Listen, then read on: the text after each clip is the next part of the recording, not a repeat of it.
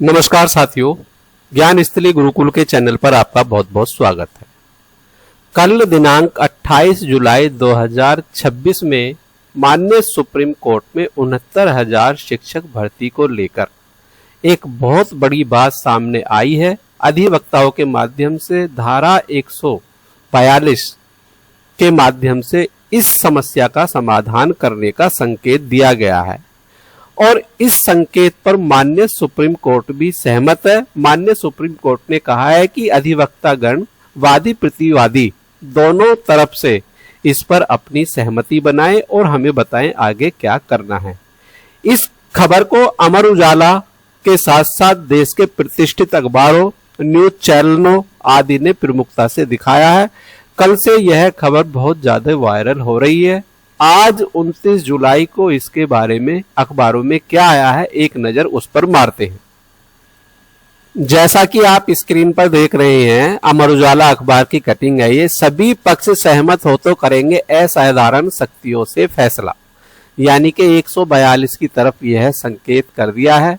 उत्तर प्रदेश के 69,000 सहायक शिक्षक भर्ती में आरक्षण घोटाला मामले की सुनवाई के दौरान सुप्रीम कोर्ट ने कहा कि विवाद के समाधान के लिए वह संविधान के अनुच्छेद 142 के तहत असाधारण शक्तियों का प्रयोग कर सकता है।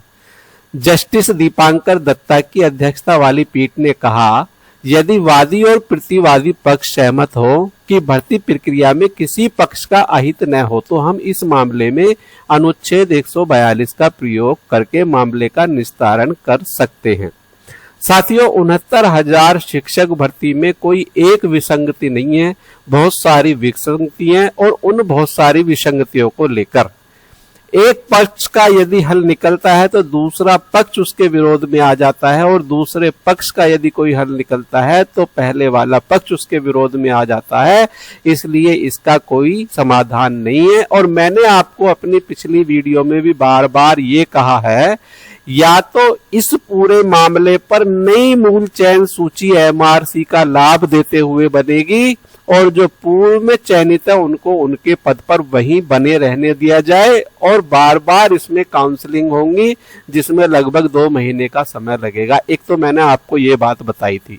अब इस प्रक्रिया से भी लग रहा है कि बहुत ज्यादा समय और परेशानियां बच्चों को होंगी। तो माननीय सर्वोच्च न्यायालय और हमारे अधिवक्ता गण के माध्यम से धारा 142 अनुच्छेद 142 का प्रयोग करके मामले का निस्तारण की दिशा में काम करने का काम किया जाने की पूरी संभावना है। अनुच्छेद 142 का प्रयोग करके मामले का निस्तारण कर सकते हैं। पीठ ने शुक्रवार तक पक्षकारों के सुझाव मांगे। सुझाव आने पर यह पता चल सकेगा कि अनुच्छेद 142 का इस्तेमाल किया जाए या नहीं किया जाए। यदि दोनों तरफ से अधिवक्तागण, वादी और प्रतिवादी इस पर सहमति बना लेते हैं तो इसमें समस्या का समाधान बहुत जल्दी हो सकता है। अच्छा, नहीं, यदि लगेगा कि कोई पक्ष सुझाव से असंतुष्ट है तो यह अनुच्छेद इस्तेमाल नहीं होगा। तब हाई कोर्ट की लखनऊ पीठ के 13 अगस्त 2024 के आदेश के अनुसार अगले मंगलवार से सुनवाई होगी। पीठ ने सभी पक्षों को बुधवार तक दलीलें पेश करने का भी निर्देश दिया है। तो साथियों, इसमें ऐसा नहीं है कि दोनों पक्ष ही सहमत हो जाएंगे। इसमें कुछ पक्ष ऐसे हैं जो बीएड के विरोध में हैं और कुछ पक्ष की तरफ से जो याचिकाएं डली हैं वो ईडब्ल्यूएस कोटे को लेकर भी डली हैं। तो अभी हम ये नहीं कह सकते कि दोनों पक्ष ही इसमें सहमत हो जाएंगे। इसमें अभी भी कई समस्याएं हैं। अब माननीय सर्वोच्च न्यायालय इसमें क्या रास्ता निकालता है, इसको आगे चल के देखते हैं।